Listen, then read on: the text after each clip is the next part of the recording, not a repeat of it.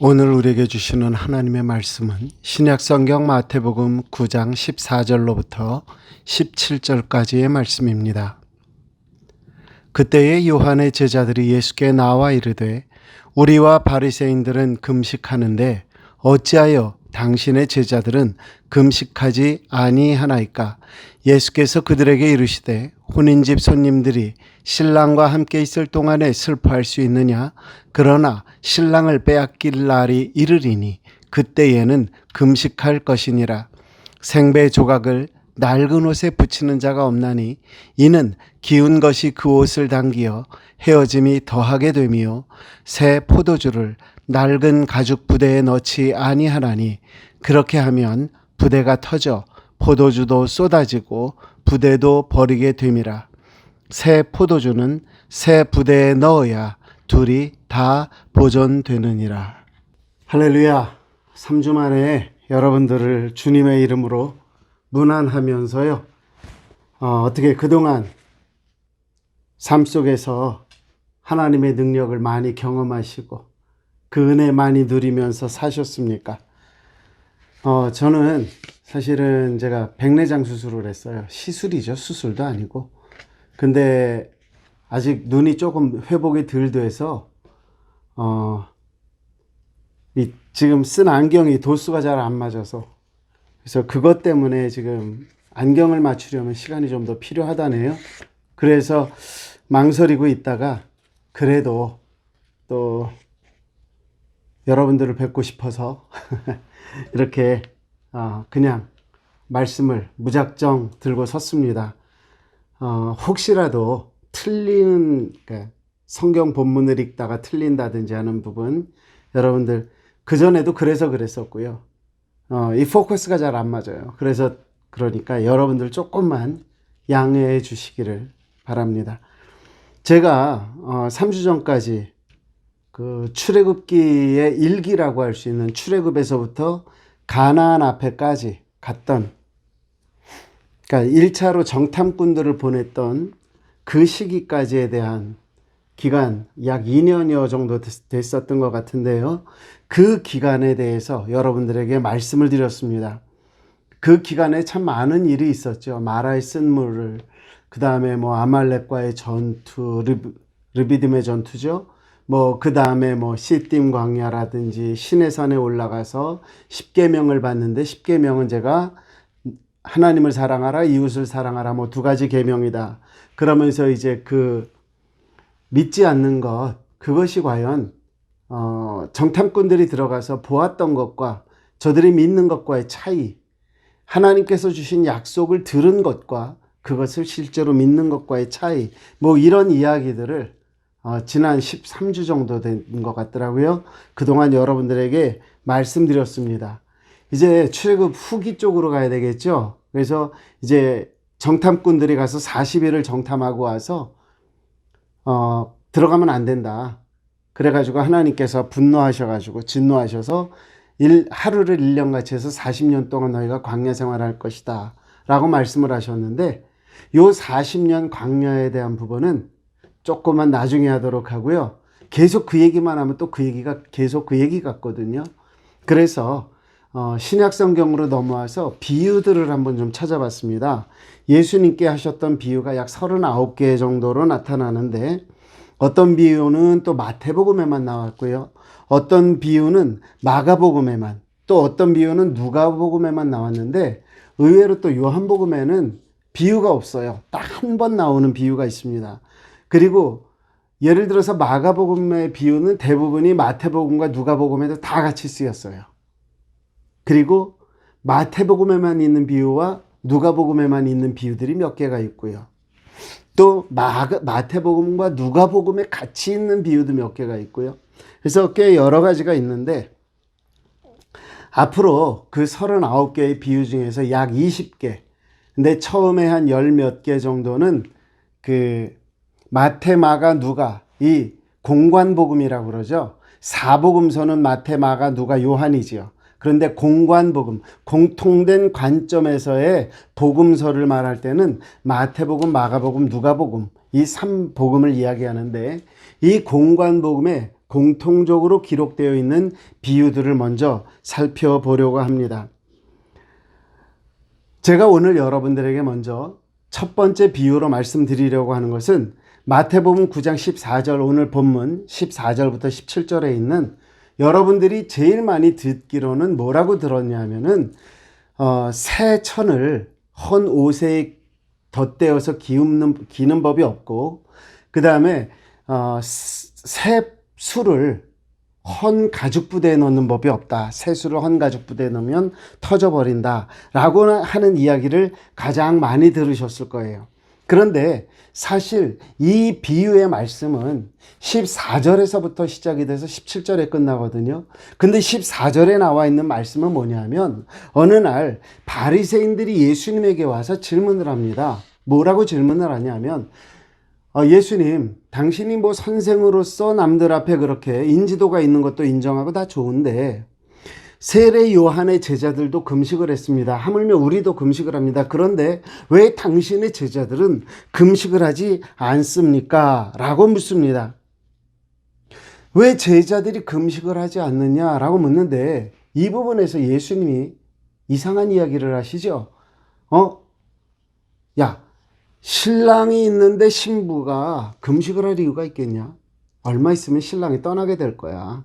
그럼 그때 가서 금식해도 늦지 않지 않겠냐라고 말을 하는 겁니다. 그러면서 하시는 말씀이, 새 천을 헌 옷에 덧대어 깁는 법이 없고, 새 술을 헌 가죽 부대에 넣어서 술도 버리고 가죽 부대도 버리는 그런 일은 하지 않는다. 새 술은 새 부대에 넣어야 된다 라고 이야기를 하죠. 그런데 저는 이 대화가 상당히 좀 특이한 것 같아요. 물론 예수님은 항상 그런 식으로 얘기를 하셨어요. 생각지 않았던 대화를 엉뚱한 방향으로 끌고 가면서 분명히 예수님께서 이끌고 가는 대화의 방향을 가지고 계시더라는 거죠. 그래서 금식으로 시작된 대화의 주제가 갑자기 신랑 신부가 등장을 합니다. 금식과 신랑 신부 연결이 됩니까? 되지 않는 것 같아요. 그런데 신랑 신부에게 있어서 갑자기 느닷없이 튀어나오는 얘기는 헌 옷과 새 천을 깁는 것에 대해서 나오고, 거기서 또 한 번 방향 전환이 이루어지기를 새 술은 새 부대라고 하는 결과가 나오고 있는 거죠. 도대체 이 말씀이 무엇을 생각하는 것이라고, 무엇을 말씀하시기 위한 것이라고 여러분은 생각하시느냐 하는 거죠. 금식, 거기서 시작했어요. 그런데 신랑 신부를 거쳐서 헌옷, 헌가죽 부대, 새천, 새가죽 부대, 그리고 술, 이런 것들이 등장을 한다는 거죠. 저는 먼저 우리가 시작되어진 이야기 먼저 생각해 보기를 원하는데, 금식이라는 것이 뭐냐라고 하는 거죠. 여러분 금식 다 해보셨죠? 한두 번은 다 해봤을 겁니다. 일주일도 해보고 3일도 해보고, 어떤 분들은 하루에 한 끼씩 해서 40일도 해보고, 뭐 별 종류의 금식. 심지어 최근에는요, 하도 아이들이 전화기를 가지고 그러니까 부활주일, 그 고난주간이 되면은요, 미디어 금식 이런 것도 하더라고요. 저는 커피를 참 좋아하는데, 그래서 저는 커피 금식 이런 것도 해본 적이 있습니다. 자, 우리가 알아야 될 것, 오늘 말씀에서 나오는 금식이라는 것을 대해서 생각해 보면, 금식을 해야 될 이유가 뭐냐라는 것을 먼저 우리는 생각해 봐야 되겠죠. 금식에 있어야 할 것, 금식이 가지고 있어야 할 그 본연의 뜻이 무엇일까? 제가 성경에서 찾아보니까 금식 속에 있어야 될 것은요, 회개가 있어야 되고요. 금식을 통해서 우리가 반드시 추구해야 될 건 뭐냐? 하나님의 뜻이더라 하는 거죠. 즉, 금식은 회개와 하나님의 뜻이 포함되어져 있어야 한다라는 것입니다. 여러분, 우리가 잘 알고 있는 구약 성경의 말씀 중에 요나서에 보면, 요나가 하나님께서 니느웨로 가라 하는데 그 길을 도망쳐서 다시스로 갔잖아요. 그리고 훗날 다시 니느웨로 와서 복음을 전했을 때에 그 니느웨를 다스렸던 그 당시의 왕이 어떤 행동을 했는지를 보면, 요나서 3장 7절에 이렇게 말씀이 기록되어 있습니다. 왕과 그의 대신들이 조서를 내려 니누에 선포하여 이르되 사람이나 짐승이나 소떼나 양떼나 아무것도 입에 대지 말지니 곧 먹지도 말 것이요 물도 마시지 말 것이며 라고 말을 합니다. 먹지 말아라, 물도 먹지 말아라 라고 말을 합니다. 이 말씀에 의하면 당시의 금식은 니누의 왕과 백성들이 무엇을 위해서 했던 것이냐? 회개하기 위해서 했던 것이죠. 그렇기 때문에 조서를 내렸어요. 온 백성들이 하나님 앞에 물도 먹을 것도 먹지 말고, 무엇 때문에? 그들의 죄 때문에. 물론 성경에 금식이라는 것이 꼭 이렇게 회개의 경우만 있느냐, 그렇지는 않더라고요. 사실 사무엘상 31장 12절 13절에 있는 말씀에 보면은요, 사울 왕이 죽었을 때에 그의 죽음 때문에 사람들이 슬퍼하던 모습도 기록이 되어 있습니다. 예를 들면 모든 12절에 있는 말씀, 모든 장사들이 일어나 밤새도록 달려가서 사울의 시체와 그의 아들들의 시체를 벳산 성벽에 내려가지고 야베스에 돌아가서 거기서 불사르고 그의 뼈를 가져다가 야베스 에셀나무 아래에 장사하고 7일 동안 금식했다라고 기록이 되어 있습니다. 무엇 때문이냐? 사울이 죽었다고 했을 때 슬퍼하면서 그들이 금식했다라는 말씀도 있습니다. 하지만 오늘 이 말씀 속에서 과연 바리새인들이 슬퍼하라는 뜻으로 왜 당신의 제자들은 금식하지 않습니까? 라고 말을 했겠느냐 하는 거죠. 이 말씀을 제가 계속해서 묵상을 하면서 제가 생각해 본 것 중에 가장 중요한 이유, 금식을 하는 데는 분명한 이유가 있어야 된다라는 거죠. 회개 이상의 이유가 있어야 된다라고 하는 거죠. 동시에 말씀에서 나타나는 금식에는 이유가 있다라고 하는 것을 생각해 보게 됐습니다. 우리가 금식해야 하는 이유를 저는 예수님이 금식하셨던 그 장면에서 찾아보기를 원하는데요. 마태복음 4장 1절과 2절에 있는 말씀 보면 이렇게 되어 있습니다. 그때에 예수께서 성령에게 이끌려 마귀에게 시험을 받으러 광야로 가사 40일을 밤낮으로 금식하신 후에 줄이셨다라고 되어 있습니다. 이 말씀에서 보면 예수님께서 시험을 받기 위해 성령을 따라 광야로 나왔다라고 하는 겁니다. 즉 예수님이 금식하신 데는요, 성령의 이끄심이 있었고요, 하나님의 뜻이 그 속에 포함되어 있었다라는 것이죠. 제가 좀 이 말을 갖다가 우리 현실 속에서 우리가 하고 있는 금식에 대해서 제가 도전을 한다고 하면요, 우리는 꽤나 많은 시간 동안 금식을 하면서 우리가 원하는 것을 위해서 금식할 때가 있습니다. 내가 무슨 문제가 생겼을 때 하나님 이거 해결해 주세요 라고 금식을 하기도 합니다. 그런데 예수님께서는 오히려 성령에 이끌리셨어요. 그리고 그가 시험을 당하러 가셨어요. 그런데 그 과정에 금식이 있었어요. 예수님께서 40일을 금식하셨을 때에 그 금식하시는 모습 속에 그 육체가 연약하여진 그 속에 무슨 일이 벌어져요? 사탄이 와서 유혹을 합니다. 먹을 것을 만들어 먹으면 어떻겠느냐.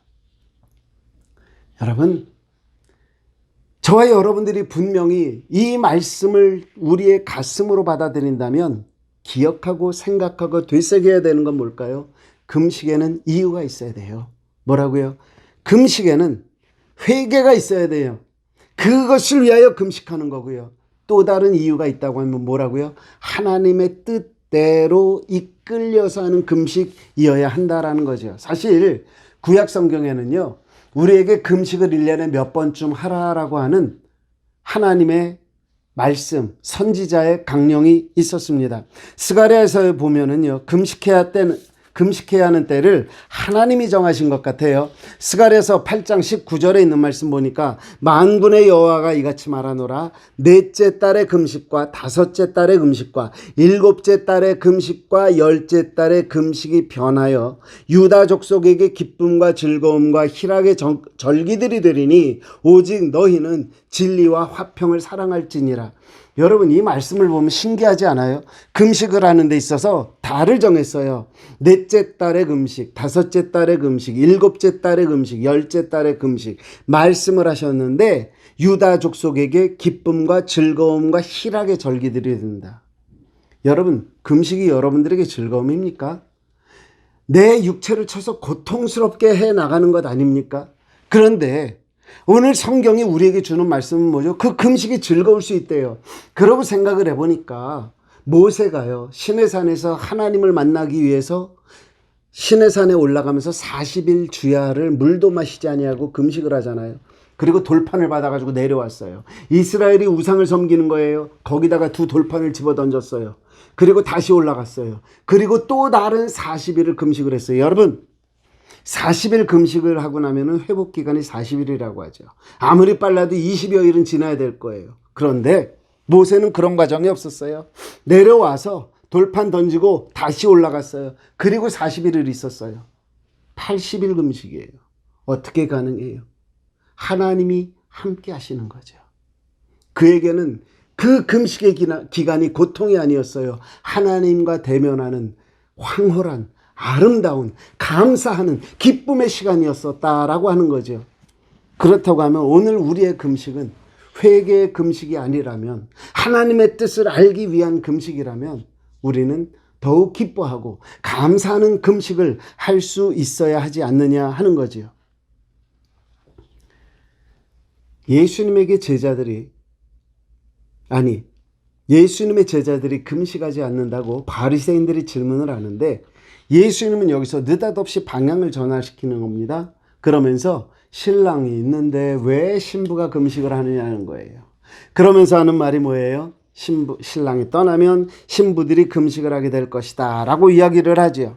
자, 본문으로 다시 돌아가서 보면은요, 마태복음 9장 15절에 있는 말씀, 예수께서 그들에게 이르시되 혼인집 손님들이 신랑과 함께 있을 동안에 슬퍼할 수 있느냐? 그러나 신랑을 빼앗길 날이 이르리니 그때는 금식한다.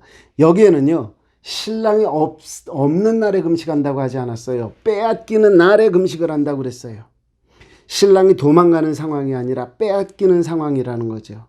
우리의 삶에 주님을 빼앗기듯 현실의 벽에 부딪혀서 앞이 보이지 않는 그러한 상황이 있을 때에 우리는 금식할 수밖에 없게 된다라는 거죠. 그러나 우리가 하나님 은혜를 누릴 때는 어떻게 하자? 마음껏 기뻐하자라는 거죠. 하나님께서 우리를 축복하실 때는 감사하자라는 거죠. 그런데 우리가 그 속에서 하나님의 축복을 알지 못하고 하나님의 은혜를 알지 못하고 우리가 죄를 짓게 되면 사탄은요, 우리에게서 하나님을 떼어놓는 것과 같은 착시 현상을 만들어낸다라고 하는 거죠. 그때 우리가 어떻게 해야 된다고요? 금식해야 된다고요. 하나님을 되찾기 위해서 회개의 금식을 해야 되는 거고요. 하나님께서 우리에게 은혜를 베풀어 주셨을 때, 축복을 베풀어 주셨을 때 감사할 수 있어야 한다라고 하는 거죠. 하나님의 뜻을, 사실 금식은요, 회개의 금식은 쉬워요. 어떻게 보면. 그렇죠? 그런데 정말 어려운 게 뭐냐면 하나님의 뜻을 아는 금식이에요. 그리고 우리들의 그 하나님의 뜻을 알기 위한 금식 속에는 항상 뭐가 있냐면 내가 원하는 대로가 있단 말이죠. 내가 원하는 대로. 그러니까 내가 원하는 대로 해주세요. 하나님의 뜻이 정말 나의 삶에 이루어지게 해주실 줄 믿습니다라고 하지만 사실은 그게 누구의 뜻이 이루어지기를 원하는 거죠? 내 뜻이 이루어지기를 원하는 것 아닌가요? 그런 면에서 금식하며 기도하되 하나님의 뜻을 알려고 기도했던 가장 모범적인 사람 중에 하나는 저는 다윗이라고 생각을 합니다. 밧세바와 사이에서 아들을 낳았잖아요. 그런데 하나님께서 그를 시름시름 병에 들게 했습니다. 그래가지고 다윗이 하나님 앞에서 기도를 합니다. 예? 어떻게 기도했다고 성경은 기록되어 있느냐면 사무엘하 12장 17절 말씀, 그 집의 늙은 자들이 그 곁에 서서 다윗을 땅에서 일으키려 하되 왕이 듣지 아니하고 그들과 더불어 먹지도 아니하더라. 안 먹었어요. 금식하면서 기도했어요. 그런데 밖에서 수근수근거려요. 아들이 죽었다고 그래요. 그때 다윗이 어떻게 행동을 합니까? 사무엘하 12장 22절 23절에 이렇게 기록되어 있습니다. 이르되 아이가 살았을 때 내가 금식하고 운 것은 혹시 여호와께서 나를 불쌍히 여기사 아이를 살려주실는지 누가 알까 생각함이거니와 지금은 죽었으니 내가 어찌 금식하랴. 내가 다시 돌아오게 할 수 있느냐. 나는 그에게로 가려니와 그는 내게로 돌아오지 아니하니라. 하나님께서 날 봐서 좀 살려주시면 땡큐. 그러나 하나님께서 데려가셨는데 내가 지금 뭐 어떻게 하라고. 나는 그에게 갈 수 있어. 그러나 그가 나에게 돌아오진 않을 거야. 하나님께서 노우라고 하는 응답을 주셨을 때 다윗은 깨끗하게 포기했어요. 왜? 그것이 하나님의 뜻이었다라고 하는 거죠.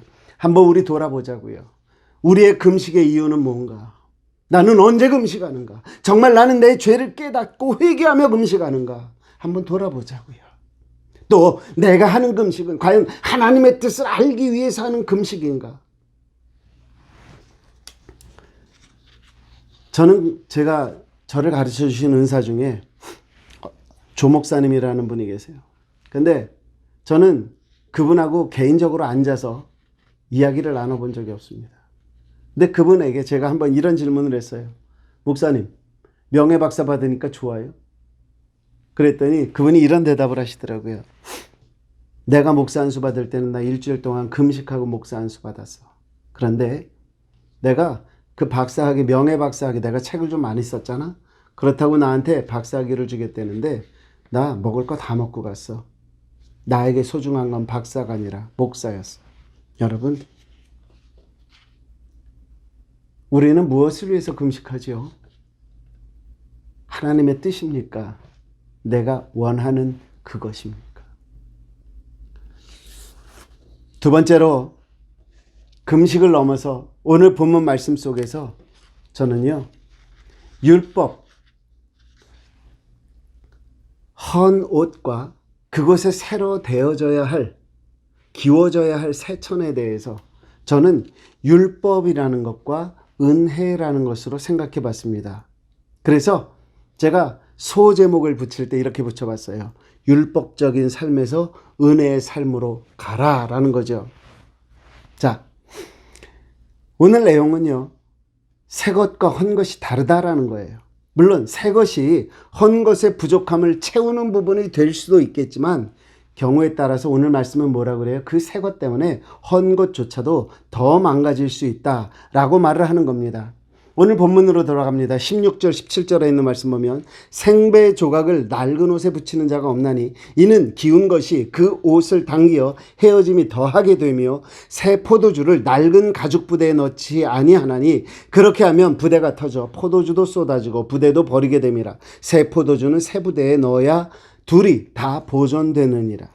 그런데 여기서 동일한 비유가 사실은 누가복음에도 나옵니다. 근데 그 누가복음에 나오는 말씀은 마태복음의 말씀과 약간 달라요. 마가복음에 나오는 말씀, 마가복음 2장에 나오는데 마가복음에 나오는 말씀은 마태복음과 거의 동일합니다. 그런데 누가복음엔 조금 말이 달라요. 누가복음 5장 36절에 보면 이렇게 되어 있습니다. 또 비유하여 이르시되 새 옷에서 헌 옷 조각을 새 옷에서 한 조각을 찢어 낡은 옷에 붙이는 자가 없나니 만일 그렇게 하면 새 옷을 찢을 뿐이요 또 새 옷에서 찢은 조각이 낡은 것에 어울리지 아니하리라. 누가는요 새로운 천이라고 말하지 않고요 새 옷에서 한 조각을 찢었다라고 얘기를 하고 그 새 옷을 찢음으로 말미암아 새 옷도 헌 옷도 다 망가지게 된다라고 이야기를 하는 거죠. 요즘은 그 기운 다루는 것도 기워 입는 것도 패션이 됐잖아요.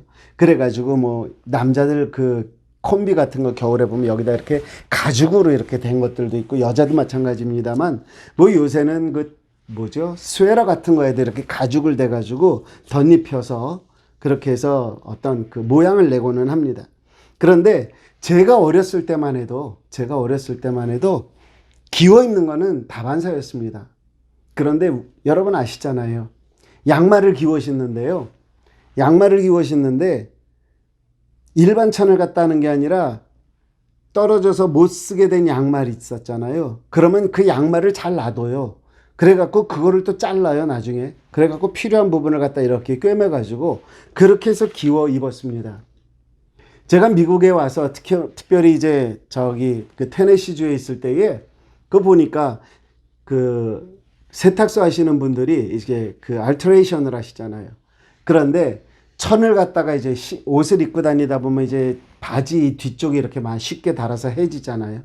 그러면 그거를 갖다가 예를 들어서 새로 그 단을 좀 수리해 달라 그러니까 그 바지 안쪽에 있는 천을 뜯어가지고 고개를 이렇게 덧대시더라고요. 그래야지 그게 오래가고 그러니까 괜찮고 색깔도 적당히 비슷하게 탈색이 돼서도 괜찮고 그런 얘기를 하더라고요. 그러면 낡은 것과 새 것은 도대체 무엇이겠느냐 하는 부분인데, 제가 주석책을 여러 군데를 봤어요. 그랬더니 공통적으로 말하는 것이 낡은 것은 율법이라는 이야기를 합니다. 즉 율법주의가 되어진 거죠. 형식이 되어졌더라는 얘기죠. 아까 말씀드렸듯이 1년에 금식할 수 있는 날은 4번 정도였습니다. 4일이라고 말을 할게요. 그런데 당시에 바리새인들은 얼만큼 금식을 하고 있었느냐? 일주일에 이틀씩을 하고 있었어요.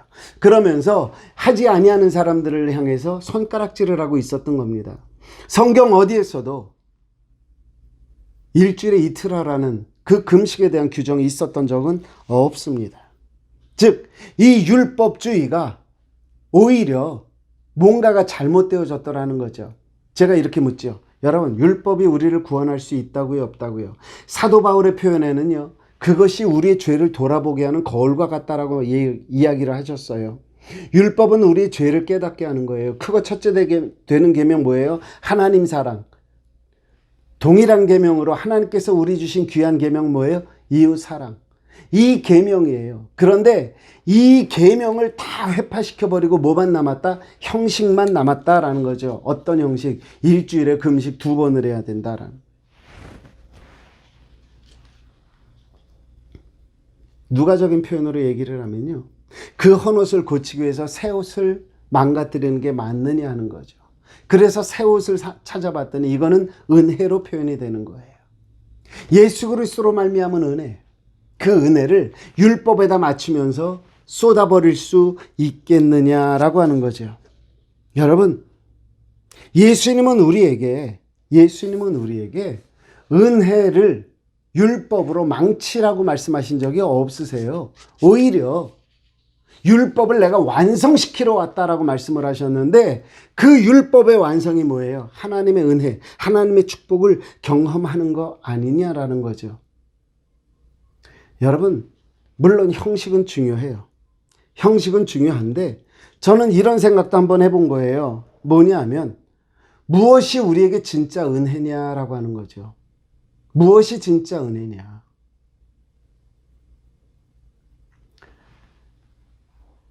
제가 굉장히 지저분하고 더러운데요, 저를 이렇게 감쌀 수 있는 외투 같은 게 있다면 좀 달라 보이지 않을까요? 예를 들어서 제가 지금은 옷을 와이셔츠를 입었습니다만, 만약에 제 와이셔츠가 요만큼밖에 없어요. 요만큼밖에. 그런데 제가 그 위에다 이 겉옷을 딱 입었습니다. 그러면 남들은 제가 팔이 요만큼만 있을 거다라는 생각을 하는 게 아니라 뭐를 입었을 것이다? 반팔을 입었을 것이다 라고 생각하지 않겠습니까? 이처럼 외투라고 하는 것은 때에 따라서 굉장히 중요한 역할을 하지요. 그런데 이것이 정말 중요하게 쓰이는 자리가 있었습니다. 언제냐? 잔치에 참여할 때입니다. 마태복음 22장에 보면 아들의 혼인잔치에 많은 사람들을 초대한 임금의 이야기가 나옵니다. 초대받은 사람들이 오지 못하게 됐다고 할 때에 종들에게 나가서 어떤 사람이든 좋으니까 데려다가 이 자리를 채워라 그러죠. 그런데 그 중에 한 사람이 눈에 띄었습니다.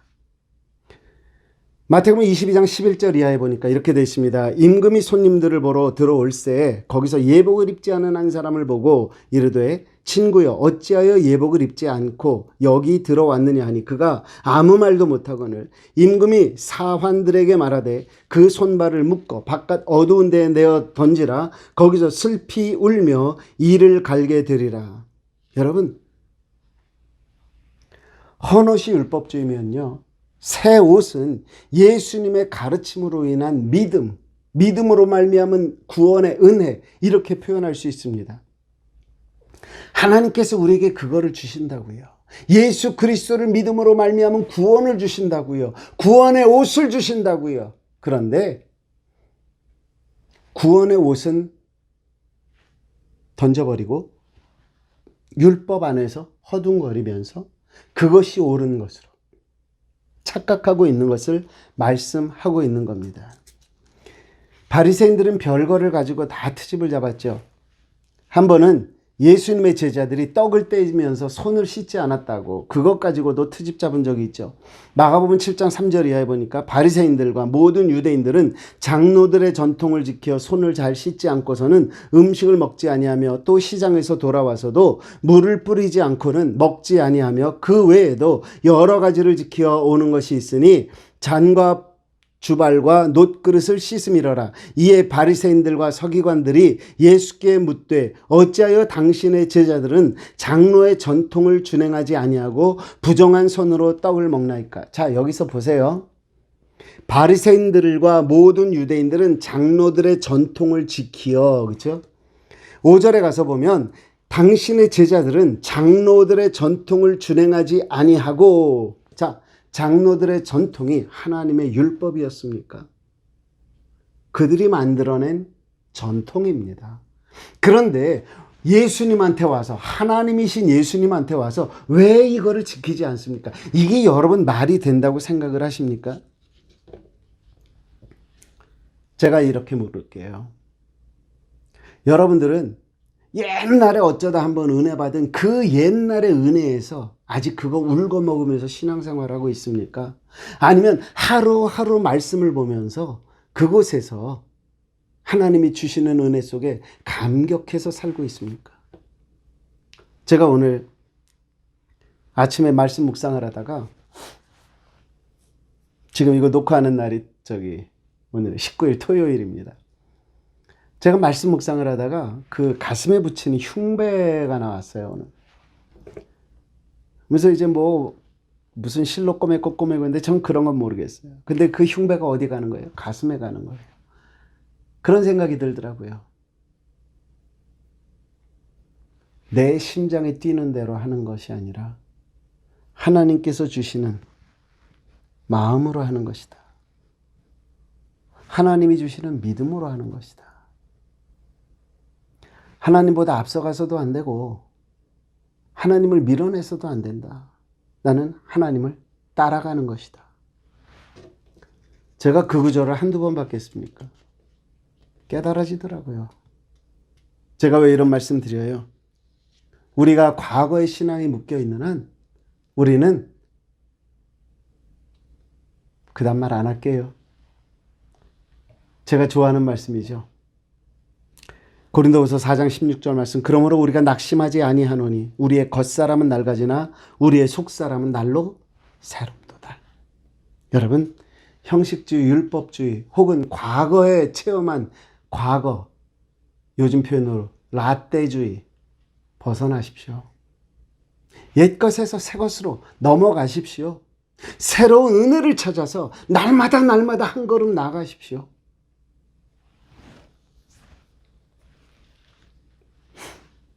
바라기는 새로운 옷을 잘라서 헌 옷에 붙이는 것이 아니라 새 옷으로 갈아입는 은혜의 옷으로, 믿음의 옷으로, 더욱 아름다운 믿음의 옷으로 갈아입는 구원받은 백성들 되시기를 주님의 이름으로 축복합니다.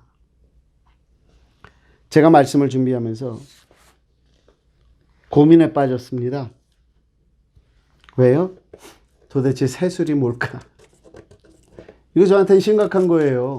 새술이 뭘까? 새로운 옷을 입고 구원의 자리에 들어가는 것도 좋고 새 부대로 살면서 은혜를 날마다 체험하는 것도 좋아요.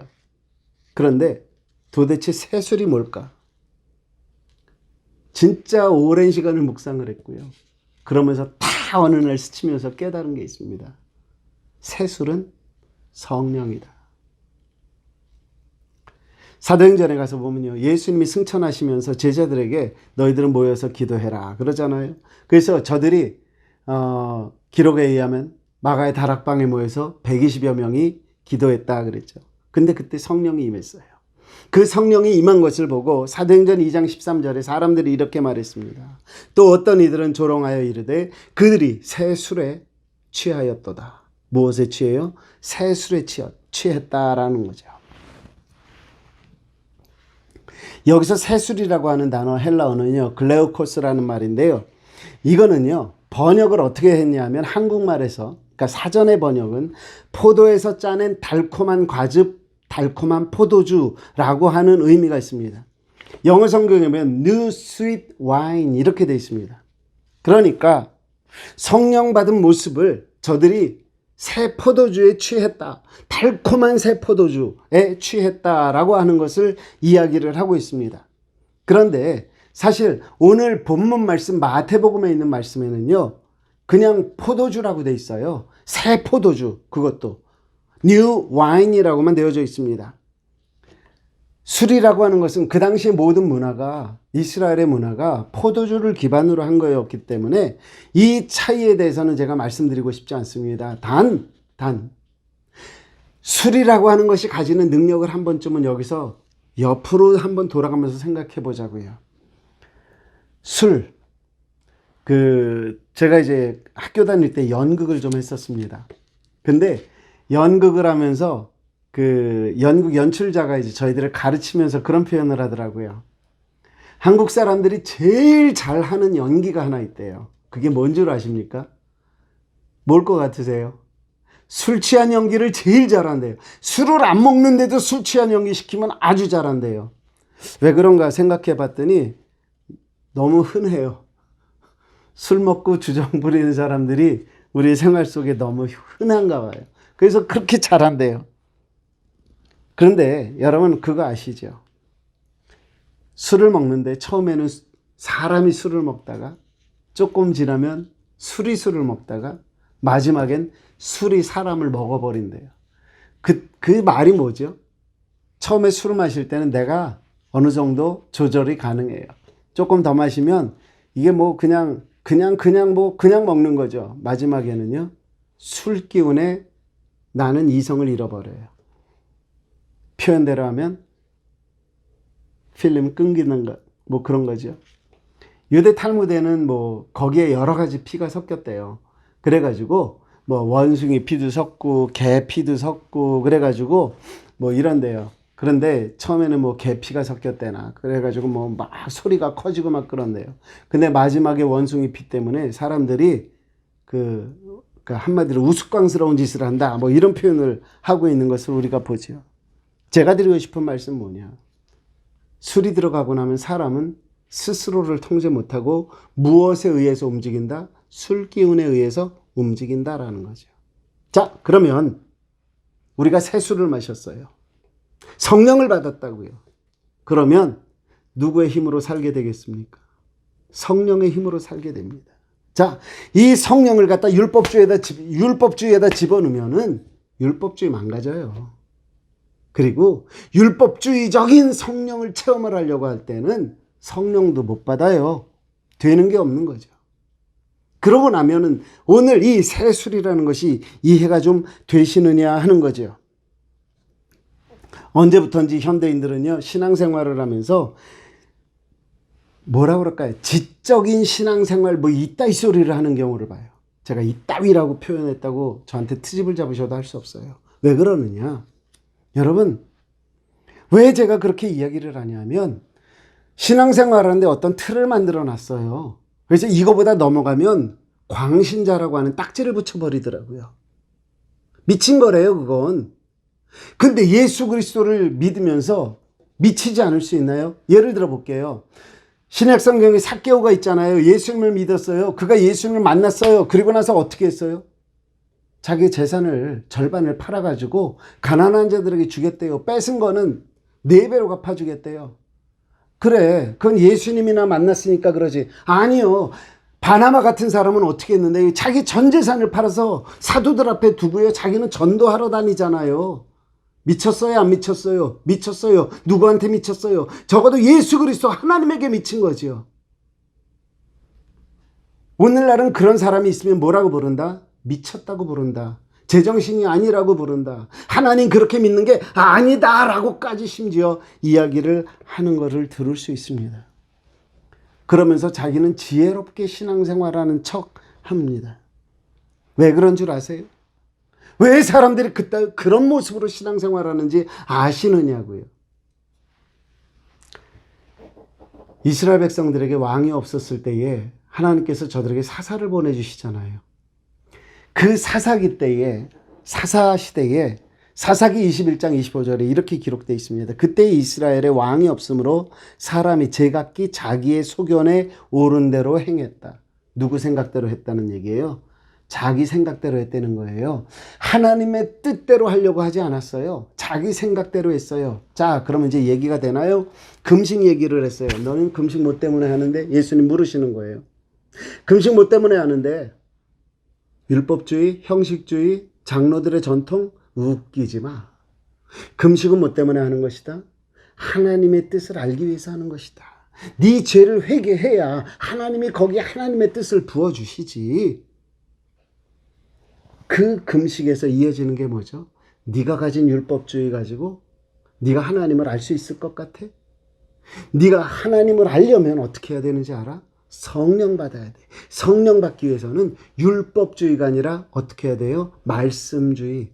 주의자 붙으면 안 돼요. 말씀의 그릇으로 준비가 되어져야 한다라고 말씀을 하시는 거 아니겠느냐라는 거죠. 여러분 기억나세요? 제가요 하나님의 나라라고 말을 할 때에 The Kingdom of God 이렇게 얘기를 했어요. It's not the kingdom of It's not the nation of God. It's the kingdom of God. 왜요? 하나님이 왕이라니까요. 누구 마음대로? 하나님 마음대로.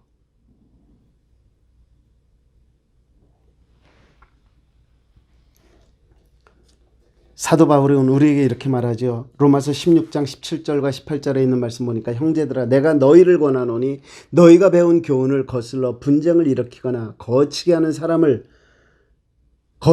자들을 살피고 그들에게서 떠나라. 이 같은 자들은 우리 주 그리스도를 섬기지 아니하고 다만 자기들의 배만 섬기나니 교활한 말과 아첨하는 말로 순진한 자들의 마음을 미혹하느니라. 저 알아요 이런 거. 성도님들의 마음이 순진해요. 그랬더니 어떤 나쁜 사람들이 그 마음을 이용해 갖고 교회가 교회 아닌 모습으로 만든 사람들이 있어요. 인정합니다. 그런데 문제는 그 다음이더라고요. 순진하게 잘못됐으면 떠나라고 그랬는데 떠나지 못하고 거기 있으면서 같이 변질이 되는 사람들도 있더라고요. 그래서 교회 안에서 변화는 없어졌어요. 이제 교회 안에 남아있는 건 뭐다? 변질밖에 없더라고요. 교회 안에 교회가 아니에요. 교회 안에 말씀이 없어요. 교회 안에 하나님이 없어요. 우리가 하나님을 제대로 믿지 않기 때문에 우리 귀에는 하나님의 음성이 더 이상 들리지 않아요. 하나님께서 말씀을 하셔도 우리는 이제 알아듣지도 못해요. 성령에 취하지 않았기 때문에 성령이 이끄는 삶을 사는 게 아니라 내 생각대로 내 마음대로 살아가고 있다라는 거죠. 오늘 말씀으로 다시 한번 돌아가 볼까요?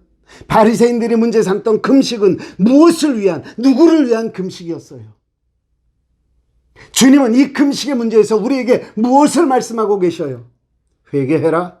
하나님의 뜻을 알기 위해서 하나님 앞에 무릎 꿇어라 라고 말씀하시지 않나요?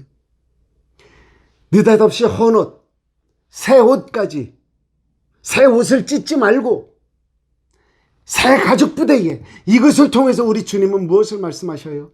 네가 율법이라고 말을 하면서 형식에 얽매여 있지만 말고 그것이 옳다라고 생각하면서 전혀 성경과 관계없이 전통만을 따라가지 말고 어떻게 해라? 말씀대로 너를 다시 한번 뒤집어내라 라는 이야기지요. 그러고 나서 어떻게 해야 돼요? 성령 받아라. 성령이 너를 이끄는 삶이 될 수 있도록 그렇게 살아라 라고 하는 거죠.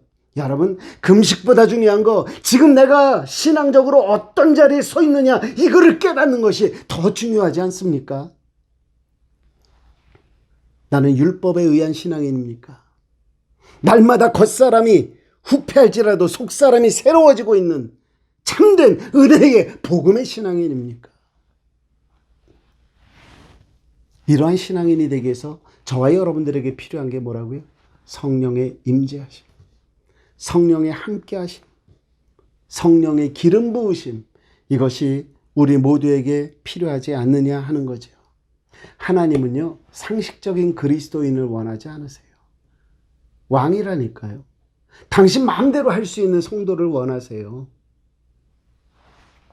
바라기는요, 오늘 이 본문 말씀에서 금식 하는데 형식적인 금식 말고요. 절기가 됐기 때문에 하는 금식 말고요. 정말 내가 하나님 앞에 죄 한 가지를 깨달았을 때에 한 끼를 금식할 수 있는 우리 모두가 되기를 원해요.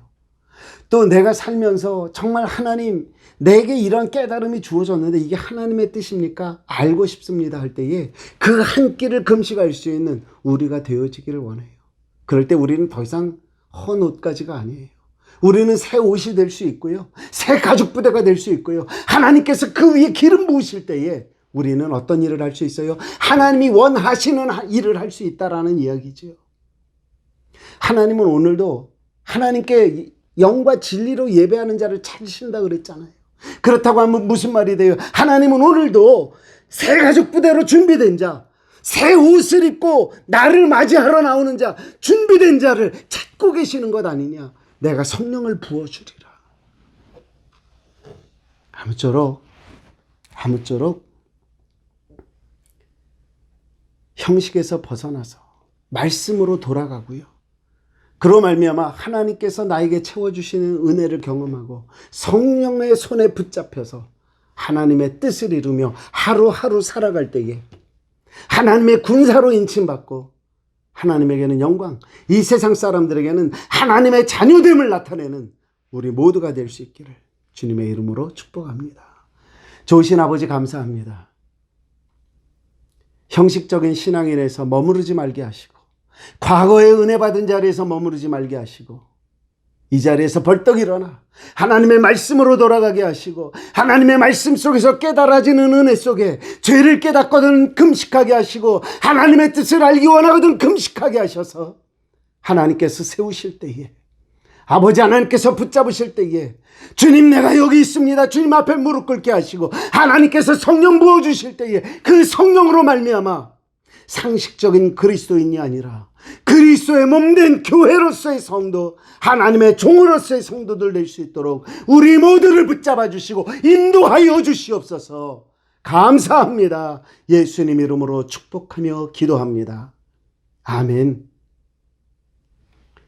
이번 한 주간도 성령 충만하셔서 하나님에게 영광 올려드리는 우리 모두가 될 수 있기를 주님의 이름으로 축복합니다.